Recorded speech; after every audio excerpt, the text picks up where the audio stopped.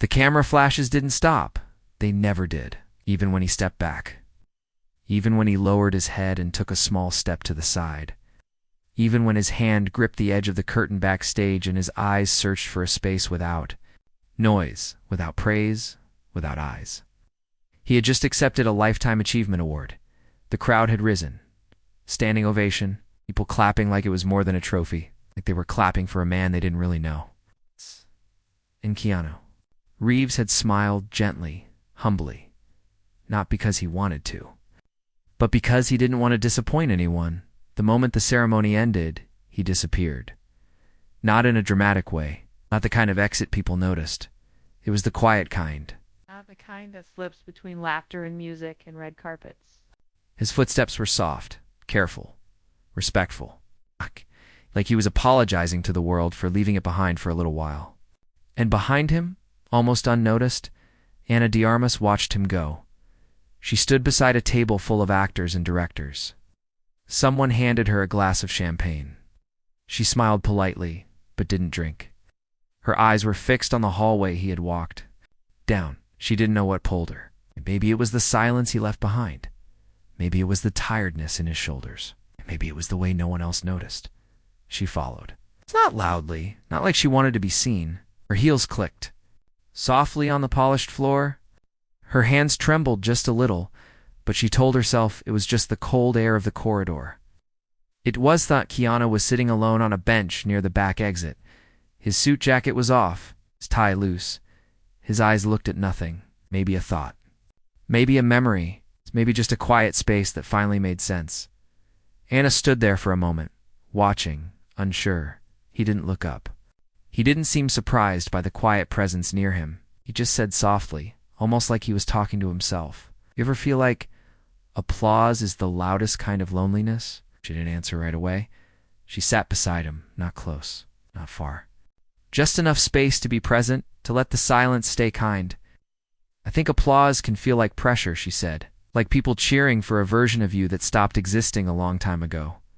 Keanu looked at her, eyes soft, tired, but listening. "I watched you tonight," she continued. "The way you walked off stage. Like you didn't want to steal the light. Like it wasn't your moment, even though it was. Why did you leave?" He let out a breath. Not quite a sigh. More like a release of weight. "Because it never really felt like mine," he said. They were clapping for a name, not a person. They were clapping for John Wick, for Neo, for a man who survived 1,000 things. But they weren't clapping for the quiet nights, for the grief, for the mornings where it's hard to get out of bed, for the days when I feel invisible. Ana looked down, her fingers tracing the edge of the bench. "I used to think being seen meant being loved," she said. "But the more they saw me, the less I knew who I was." Keanu turned his head slightly. With shock, but with understanding. Those words were pages from his own story. "Do you regret it?" he asked. "No," she replied. "But I regret believing it would fix something inside me." A long pause followed, the kind that doesn't need filling, the kind that heals just by being allowed to exist. The hallway lights flickered. The party behind them carried on. Laughter echoed from the main hall. Someone shouted her name from a distance. She didn't move. "You followed me," Keanu said gently. "I didn't want you to sit alone tonight," Ana answered. "I've sat alone most of my life," he said. "I'm used to it. Maybe it's time you weren't." That sentence hung in the air. Soft, powerful. Heavier than anything she had ever said on screen. He didn't respond. Not with words. He just looked forward. And for the first time in a long while, he didn't feel the need to smile. He didn't need to perform. He didn't need to be anyone but this quiet version of himself. And beside him was someone who didn't need him to be anything else either. Outside, a light rain began to fall. Not the stormy kind. The kind that whispers on rooftops. Ana looked toward the door. "Do you want to go out for some air?" she asked. "You don't mind?" "I wouldn't have followed if I did." They stood, slowly, not rushed. Keanu grabbed his jacket, but didn't wear it. Ana walked beside him, her arms folded loosely. Together, they stepped into the night. The street was empty. The rain touched their shoulders. The city felt distant, even though it surrounded them. They walked in silence for a while, not needing direction, not needing conversation. After a block, Keanu stopped near a small diner. It looked old, forgotten but warm. The sign above flickered. Inside, the lights were yellow and gentle. There were only two people at a booth in the corner. "I used to come here when the world felt too loud," he said. "They serve awful coffee, but it's honest." Anna smiled. "Then it might be exactly what we need." They entered. The bell above the door chimed. The waitress, an older woman with soft eyes, nodded to Keanu like she knew the weight he carried. No words, just a nod. They sat by the window. Anna removed her shoes, tucking her legs up on the seat. Keanu placed his jacket around her shoulders. He didn't ask. She didn't resist. "When did it start to feel too loud for you?" she asked. "When my life became a story other people told better than I could," he replied. "They wrote my pain into headlines. It made my silence seem mysterious. They never asked why I stayed quiet." Anna stirred her coffee, even though she hadn't added anything. "They do that to women too," she said, "but in a different way. They make our silence a flaw. They say we're cold, distant, difficult, but maybe we're just protecting something soft." Keanu nodded, slowly, as if he had heard those words echo. "Before you ever think of walking away from it all?" he asked. "Every day," Anna said. "But then I think of the girl I used to be, the one who dreamed. The one who watched movies in a tiny room and promised herself she'd make it one day. I owe her something. What if you could take her with you?" he asked. "What if walking away wasn't quitting?" But remembering her more fully, Anna looked out the window. The rain had stopped. The glass fogged with breath and warmth. "Maybe that's why I followed you," she whispered. "Maybe I didn't want to be reminded of what the spotlight forgets. Maybe I needed to see what staying honest looks like." Keanu didn't speak. He just reached across the table and placed his hand near hers. Not touching, just near. Enough to say, "I'm here." Enough to say thank you. They sat there for hours. No script, no stage. Just two people who had lived too long in the light without anyone seeing them. And outside, the morning crept in softly, unnoticed. Just like them. The next morning arrived without warning, soft and gray. The streets were still damp from the night rain. The world outside moved slowly, like it hadn't fully woken up yet. Inside the diner, Anna stretched quietly in the booth. Her back ached slightly from the odd angle she had slept in. Keanu was still sitting across from her, eyes closed, not asleep, just resting, his fingers wrapped around a lukewarm cup of coffee. Untouched, it felt like they had been there for years. Maybe just a few moments. Time inside that diner didn't follow the same rules. The clock ticked, but nothing felt rushed. No one asked them to leave. The waitress simply brought over a fresh pot of coffee every now and then, placing it gently on the table without saying a word. Anna watched Keanu. He hadn't said much since their talk the night before. He didn't need to. His silence was comforting. It didn't demand. It didn't expect. It simply existed. And for Anna, that was something rare. "How long have you been awake?" she asked softly. "Since the street light turned off," he said. "I like watching the city shift from shadows to people. Do you do this?" "Often more than I should." She nodded, sipping her coffee. It was bitter, stale, but honest, just like he said. Outside, a man walked by with a backpack twice his size. A bus splashed through a puddle.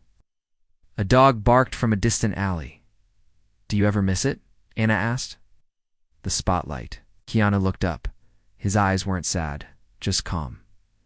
"Still, I don't miss being seen," he said. "But sometimes I miss the purpose. It gave me." Anna thought about that. For years, her purpose had been tied to the roles she played, the scripts, the cameras, the applause. Every line memorized, every emotion shaped perfectly for the lens. But lately it all felt like dressing up someone else's soul. "I used to think being an actress would fill every crack inside me," she whispered. "But now I think it just teaches you how to hide them better." Keanu didn't disagree. He just listened. And somehow, that made her feel more understood then. All the interviews, all the praise, all the awards ever had.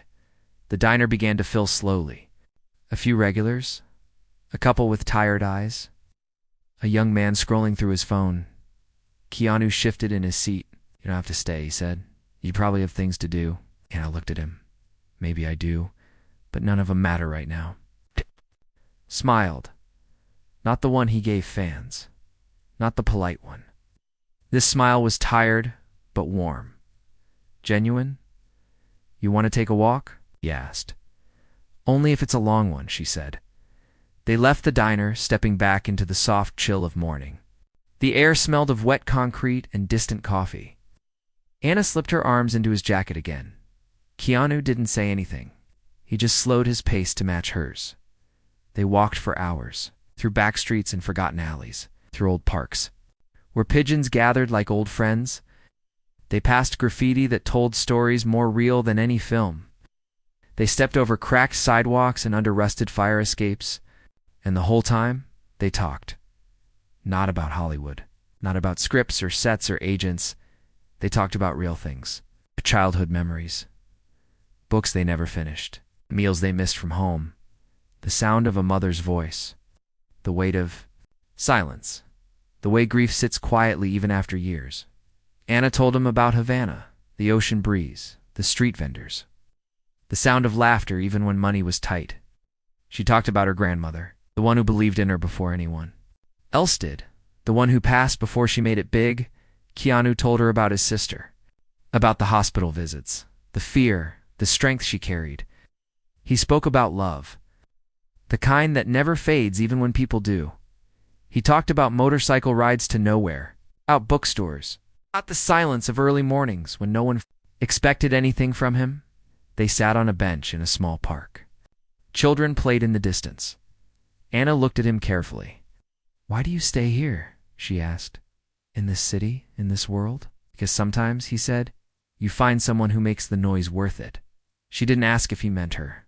She didn't need to. Some truths are felt, not spoken. "What if we both walked away?" she asked. "Not forever. Just long enough to breathe again." Keanu leaned back, his hands in his pockets.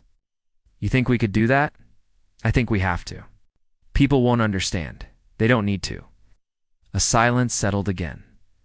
Not heavy, not awkward, just thoughtful. It's the kind of silence that made space for change. "You know what scares me?" Anna said quietly. "What?" "That if I leave, the world will forget me." "Then let it," he replied. "You'll remember who you really are." Her throat tightened. She looked away. "What if I don't like who I find?" "Then you start again. You build her slowly, piece by piece. But this time, you don't let the world decide what she should be." Anna stood, brushed her hands down her jeans. "Then let's go." "Go where?" "Anywhere but here." Keanu stood too. He didn't ask questions. He didn't hesitate, just followed. They took the subway. No disguises, no hats or sunglasses. Just two people among the crowd. No one noticed them. Or maybe they did, but they didn't care. Anna Stared at the passing tunnels, the graffiti, no, the darkness between stations. "Have you ever just left without telling anyone?" she asked. "Once," Keanu said. "I drove to the desert, left my phone at home. No one found me for 2 weeks. Was it worth it? Every second." She smiled. Not because she was happy, but because she knew exactly what that kind of escape felt like. They arrived at a quiet station on the edge of the city, a place neither of them had been before. Trees lined the streets. Small cafes with open doors. No billboards, no flashing lights. They walked until they found a bookstore. Old, dusty. Perfect. Anna walked through the aisles slowly, running her fingers along the worn covers. Keanu picked up a small poetry book. He handed it to her. "Read this one," he said. "Page 32. She opened it. The words were simple, raw. They spoke of loss and love and healing. She read aloud softly. "And when the lights go out, I hope you find someone who sees you better in the dark than the world ever did in the light." Her voice cracked. She closed. the book gently. "Do you think we'll be okay?" she asked. "I don't know," he said, "but I think we'll be honest. Maybe that's better." They left the bookstore with nothing but that small poetry book and a shared look that said more than any script ever could. That night, they didn't go home. They didn't return to the noise. They found a quiet motel outside the city. No names, no questions. Just Reston Inez sat on the edge of the bed, looking out the window. "Do you think people will notice we're gone?" she asked. "Maybe," Keanu said. "But maybe they'll just keep watching the version of us they think we are." Anna laughed quietly. Them. And as the night deepened and the city lights became distant stars, they both realized something powerful. Leaving the spotlight didn't mean fading away. It meant beginning again. The morning light was softer than usual, spilled through the thin curtains of the small motel room like a secret, gentle and slow. Anna opened her eyes before the alarm clock buzzed, not because she had anywhere to be, but because something in her chest felt still.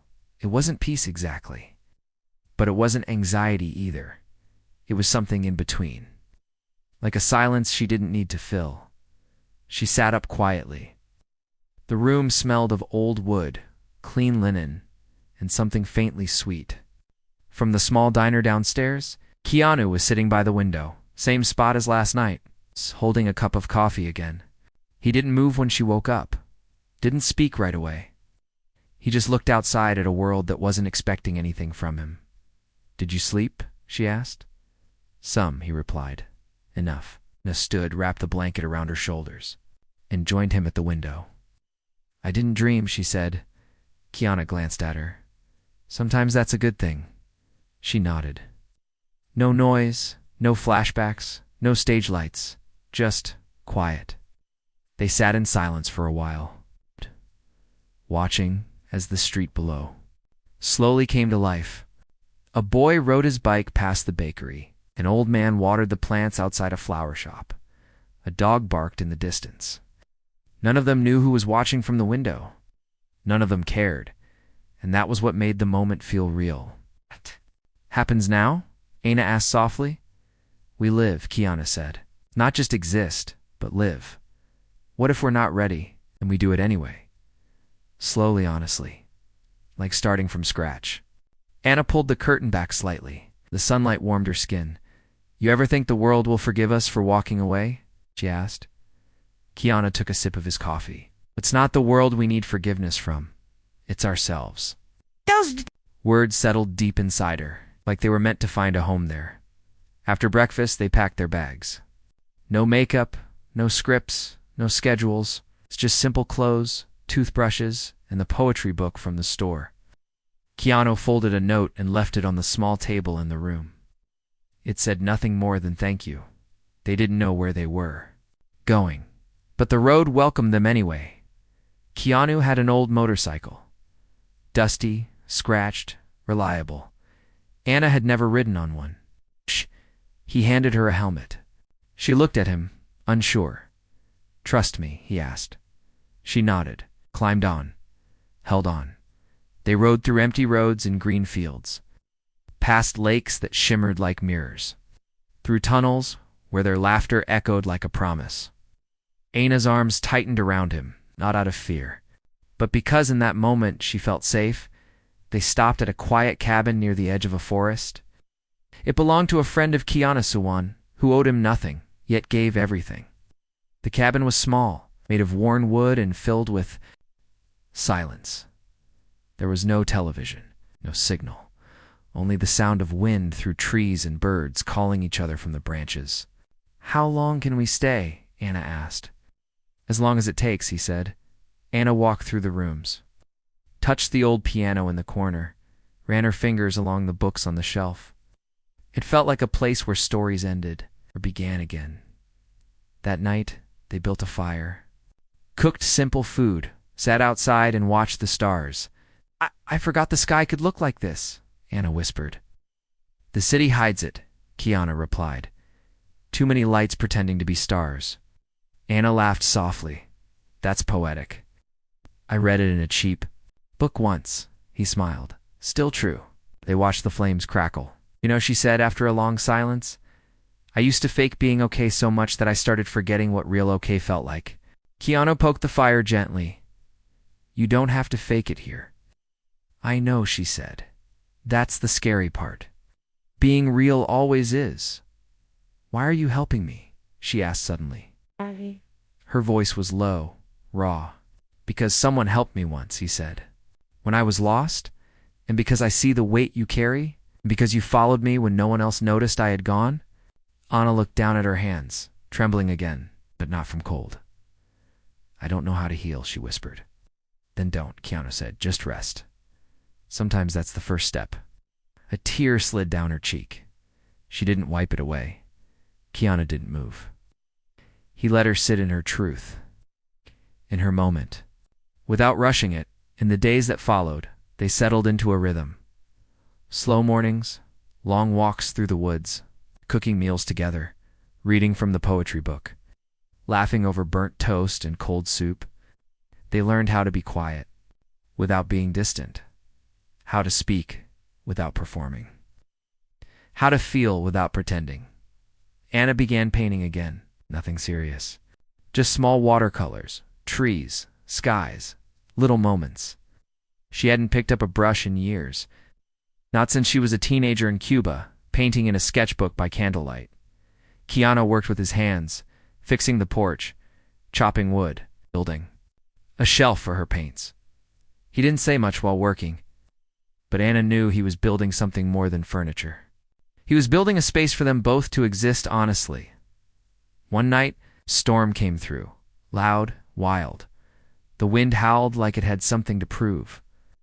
The power flickered, then vanished. Anna panicked. Memories rushed in like waves. Loud sets. It's yelling. Directors, cameras too close. The pressure of perfection. She pressed her hands to her ears and sat in the corner. Keanu found her. Sat beside her, didn't touch her, just whispered, I'm here. Her breath was fast, uneven. Her voice shook. I thought I was past this. Healing isn't straight, he said. It curves, it loops, it returns. But every time you survive, you get stronger, she cried into her knees. Not for attention, not for comfort. It's because the fear had to leave somehow. Keanu lit a candle. Its glow filled the room with warmth. He played the piano, slow, gentle notes. The storm still roared, but it felt distant now. Anna watched him, the way his fingers moved, the way his eyes closed. The way he didn't try to fix her, just stayed. Near. When the storm passed, she joined him at the piano, placed her hand on his shoulder. Thank you, she said. He looked at her, eyes soft. Anytime. And that was how they lived. Not hiding, not running, just choosing each other, moment by moment. Until one morning something changed. Anna received a message. A letter, not a text. No name. Just a simple note. People are asking, are you okay? She showed it to Keanu. What do we tell them? She asked. He took the paper, folded it, placed it in the fire. Nothing yet, he said. Not until we know the answer. Anna looked at the flames. At the way they danced without shame. Without explanation. Maybe the world didn't need answers. Maybe they just needed time. The cabin smelled like pine in quiet mornings. Sunlight stretched across the wooden floor, touching the corner where Anna kept her paints. Her watercolors had changed lately, softer, warmer, less about perfection, more about emotion. She painted.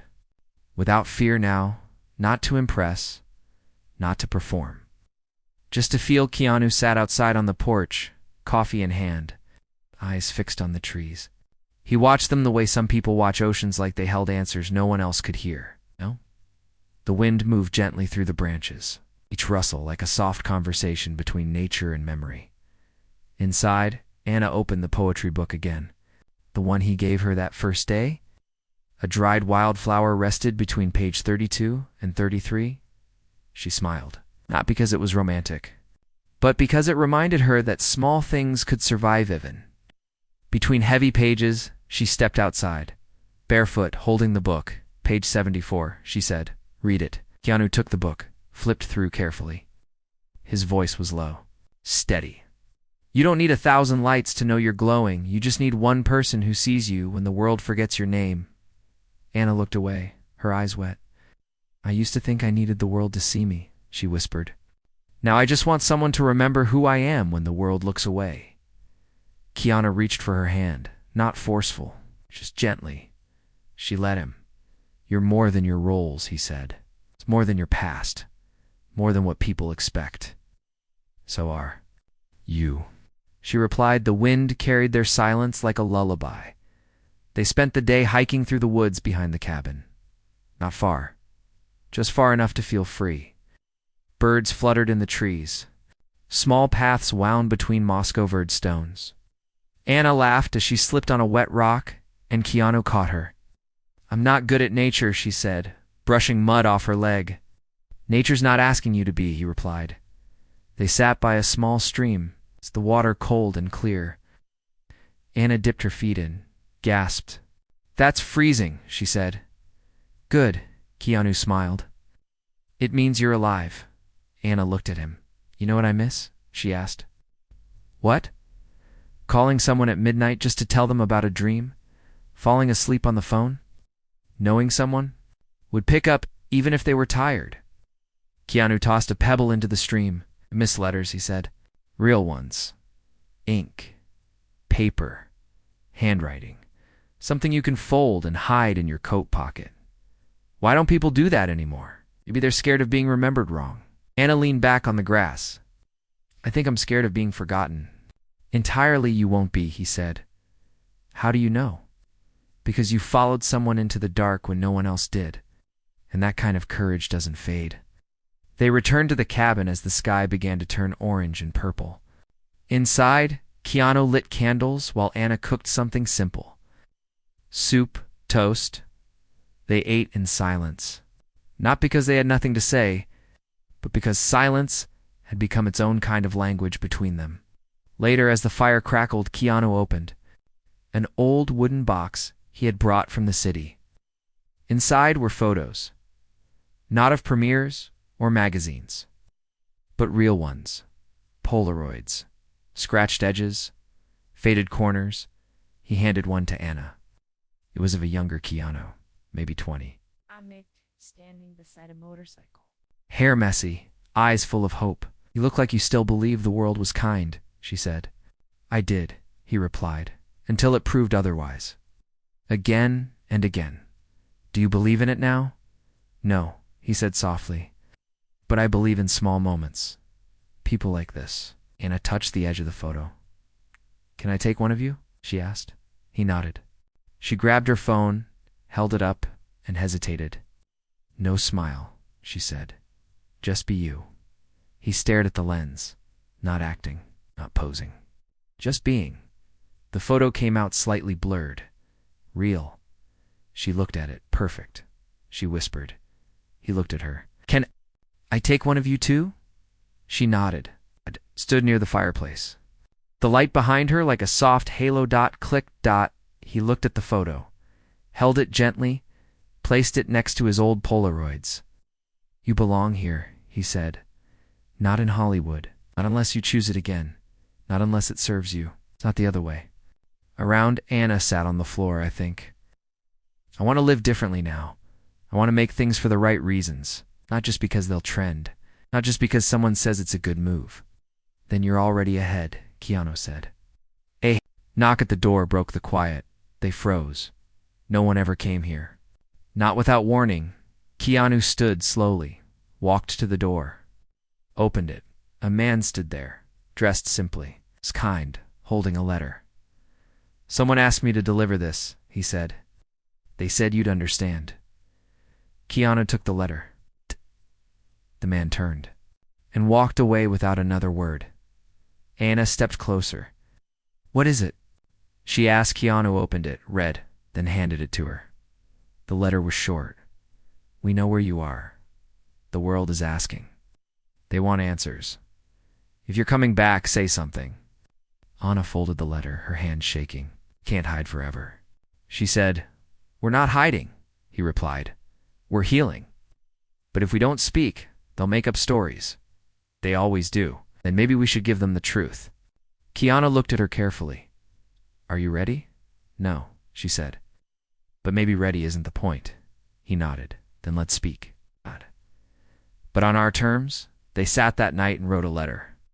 Not to the press, not to the studios, not to the fans.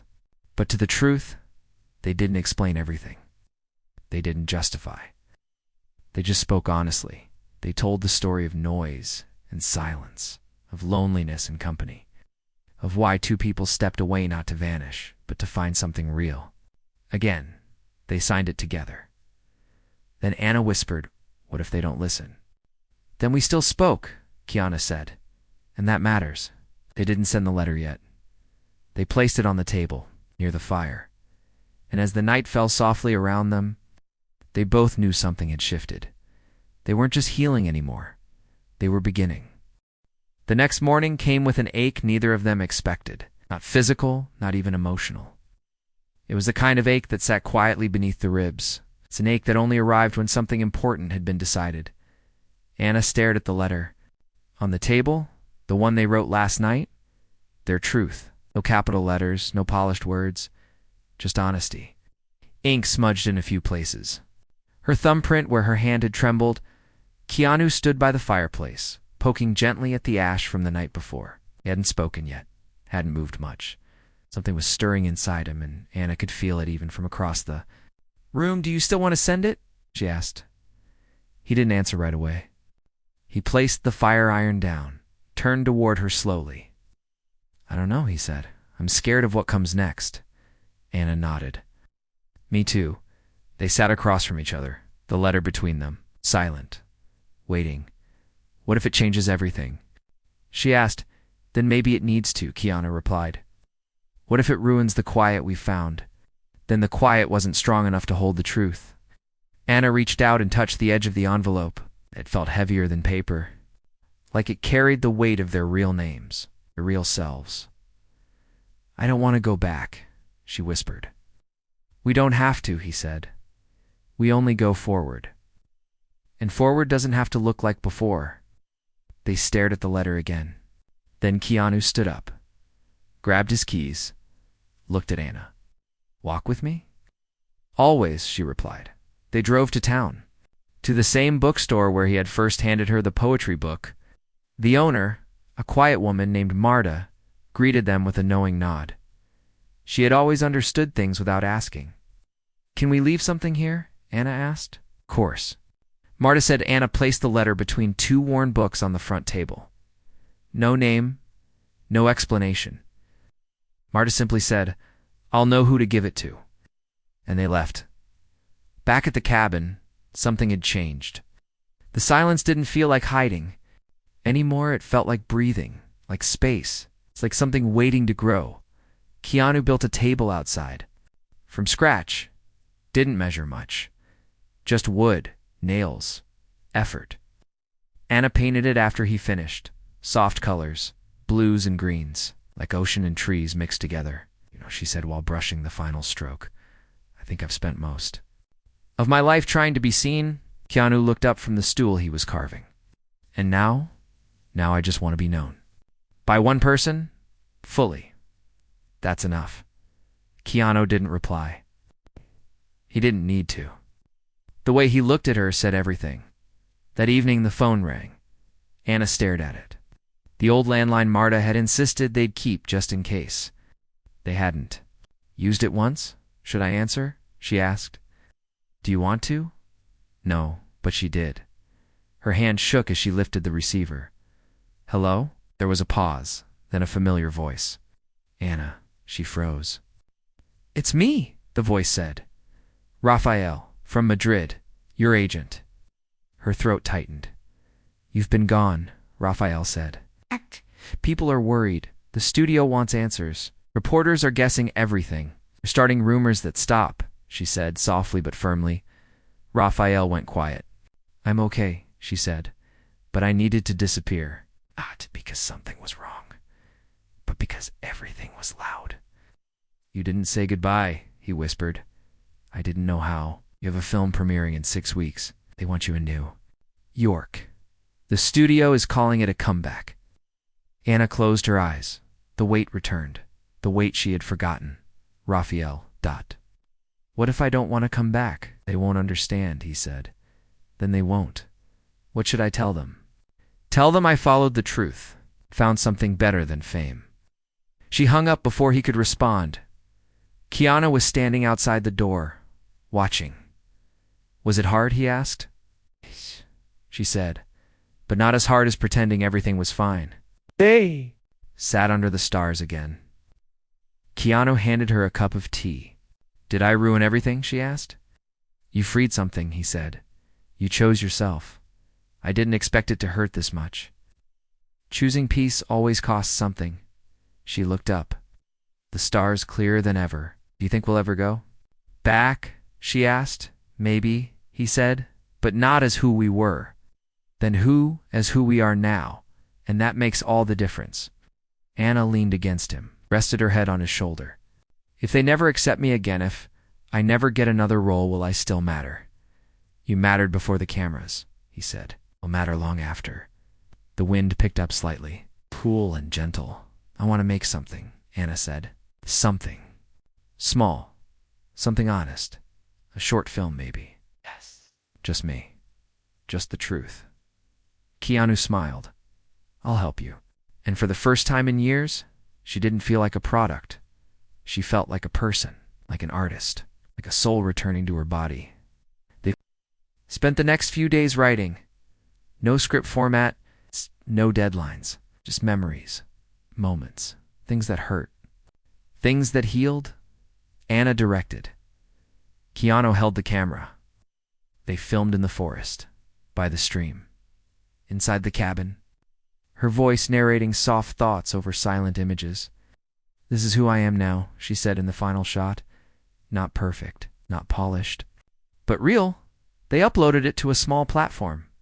No name, no title, no tags. Just a note. To anyone who's lost themselves in the noise, this is for you. Within 2 days, it spread. Thousands watched. Not because it was viral, but because it was true. Comments came in quietly. I needed this. Thank you for your honesty, I cried. I healed. I see myself in this. And Anna cried too. Not because she was back, but because she had finally arrived. The days passed like pages in a soft book, each one slow, full of warmth.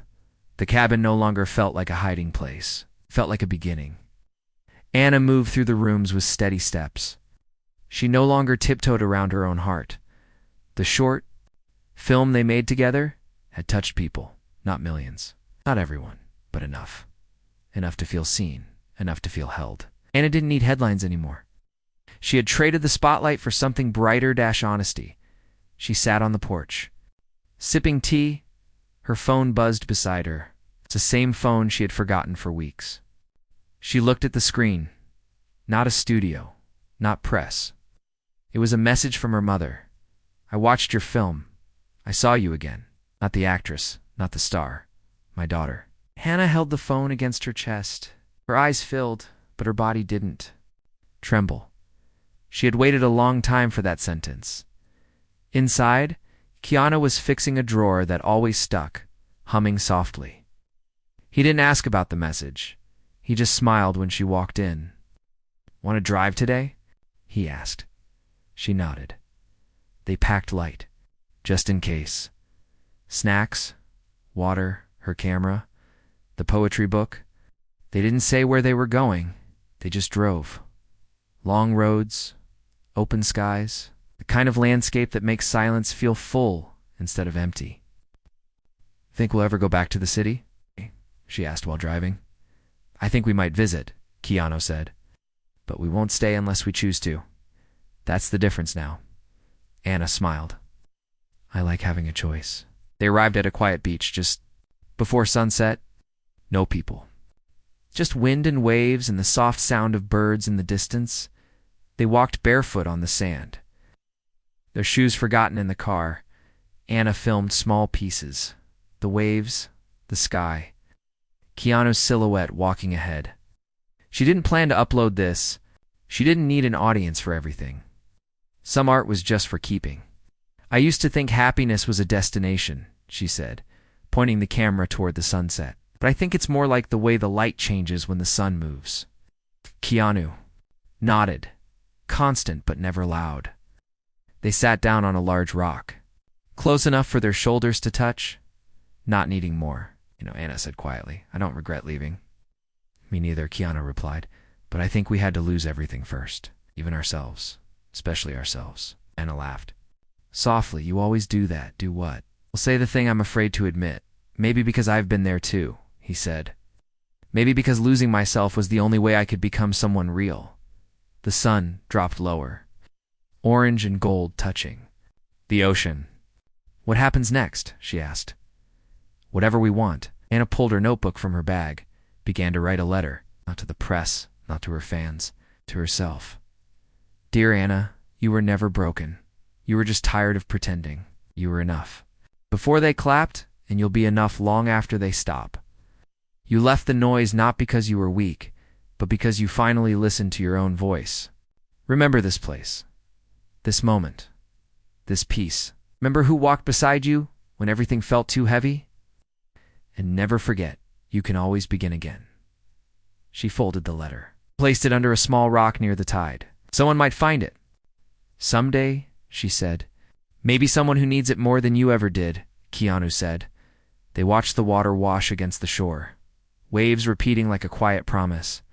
Are we okay? Yes. We're more than okay, he replied. We're real. Sat there until the stars came out, and for the first time in a long time, there was no need to run. No need to explain. No need to go back to anything that didn't feel like truth. Anna turned to him. You stayed behind, she said, and I followed. And now? Keanu asked. No, I walk beside you. He smiled. Not the smile for cameras. Not the one fans cheered for, but the one that came from stillness. The one that didn't ask for applause. Let's go home, he said. Which one? She teased. The one we build next. They walked back to the car, hand in hand, the wind soft. The night calm. Behind them, the tide moved gently across the sand, erasing footprints. Carrying stories, and ahead of them an open road, not toward the spotlight, but toward something better, toward a life where they didn't have to be perfect, just present, just enough, just human.